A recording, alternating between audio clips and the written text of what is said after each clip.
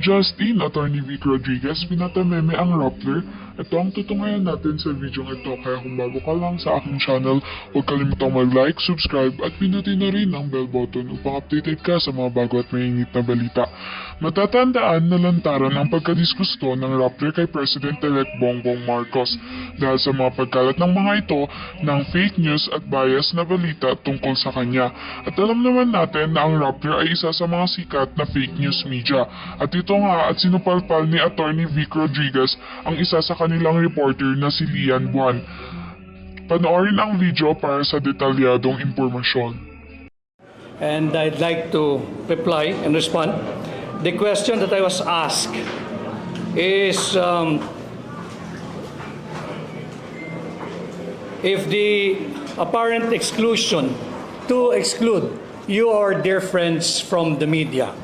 You have been covering us for a long time, and part of our success are attributable to the way you have fairly covered us even before the start of the campaign period.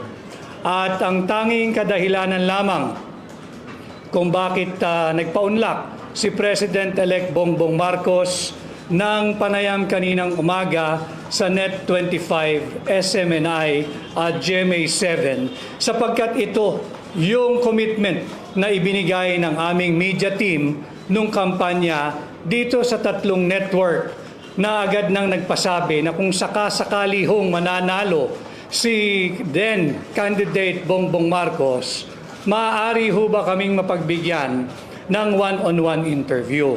And if you may have noticed, we did not do it ng one-on-one.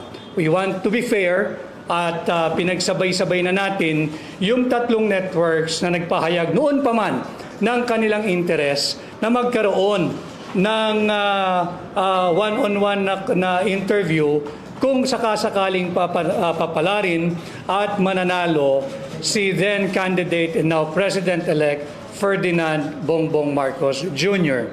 It doesn't mean we intend or have intended to exclude anyone. No. In fact, I'd like to thank all of you for having covered us. And incidentally, this will be my last briefing as the spokesperson of President-elect Bongbong Marcos. As you have known by now, I am now the Executive Secretary Designate of President-elect Ferdinand Bongbong Marcos Jr. And I would like to take this opportunity to thank all of you, our dear friends from the media. Thank you for all the tough and not so tough questions. And I beg your understanding and probably extend my apologies to some whom may have not appreciated the way we have responded in the past. But again, moving forward, maraming salamat at tayo'y nagkakikilala at for the time that you have covered us. And at this juncture, I would like to officially and formally introduce to you our Press Secretary Designate, Atty. Trixie Cruz Angeles, whom you will be dealing with for all the briefings that we may have starting today and in the future. So maraming salamat at magkikita-kita pa naman tayo, and I hope you'll extend the same support that you have extended to me, to our Press Secretary Designate, Atty. Trixie Cruz Angeles. Thank you very much at magandang hapon sa inyong lahat.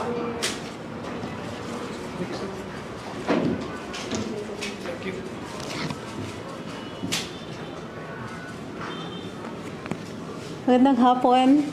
Ako po si Trixie Cruz Angeles, Press Secretary Designate. Hindi po ako spokesman. Ako po ay Press Secretary. Ang trabaho ko ay magbigay ng media briefings. Kung mayroong kailangan i-clarify dun sa mga statements ng ating Pangulo or President-elect, then maaari po akong tanungin tungkol doon. So it's merely clarificatory, hindi po ako ang tagapagsalita niya. So mayroon po ba kayong tanong tungkol sa... Yes, ma'am. Atty. Trixie, hello po, good afternoon. I'm Lian from Rappler. Yes, Miss Lian. I'm sure you know by now Yes. yung mga old tweets niyo po nagre-resurface about Yes, of course. criticism of the Marcoses.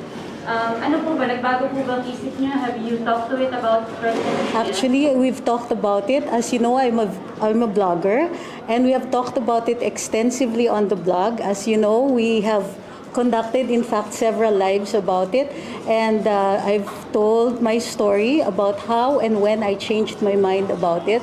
So that's it. It's pretty much it. I'm sure you can see them. You changed your mind about it. Yes, of course. Aren't people entitled to change their minds? I think we are, di ba? I think that evolution is a natural thing, even among our consciousness. But really, yes, yes, ma'am. Ano po, from Jennings Online. Ma'am, napanood po yung interview ni Pbbm earlier. Yes, ma'am. Sabi po niya yung kalimutan na lang yung nakaraan when it comes to corruption. Gusto lang po namin ma-clarify at ma-expound kung paano po kalimutan yung past. Ibig sabihin po ba nun yung mga pending cases sa BOC, sa BIR? Alam naman po natin. No, ma'am. No. Pending cases will continue, of course, because they're pending cases. I think the approach, as he had expounded in previous interviews, is simply to not to concentrate too much on fault finding, but rather or on the sins of the past, because in his words, and I quote, "Ako na ang namamahala ngayon. Kung dati, hindi ako, ang nananagot yung iba." So, that's the extent of what he says. I cannot expound more on that. We will probably require a more clear or precise policy on this one, since he was just freely speaking his mind at his interview this morning. Yes, ma'am. Hi, Miss Marlene. Mabuti po.